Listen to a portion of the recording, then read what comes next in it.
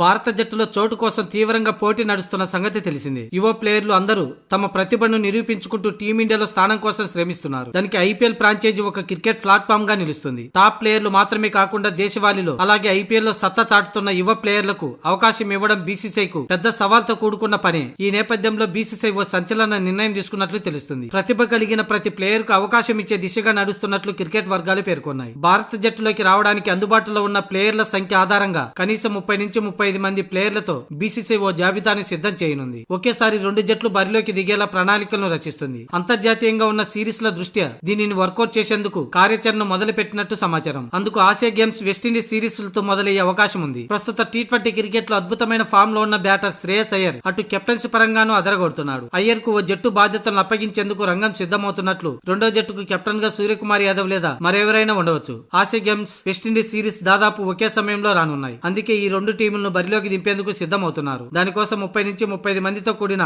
జాబితా రెడీ అవుతుంది. Ireland, England పర్యటనల కోసం ఈ లిస్టు నుంచి ఎంపిక చేసే అవకాశం ఉంది. ఐపీఎల్ లో మెరుగైన ప్రదర్శన చేస్తున్న యువ ప్లేయర్లకు ఇది సదా అవకాశం. 2 టీంలు బలంగా ఉండాలనే లక్ష్యంతో బీసీసీఐ సన్నాహాలు చేస్తుంది అని క్రికెట్ బోర్డు అధికారి ఒకరు పేర్కొన్నారు.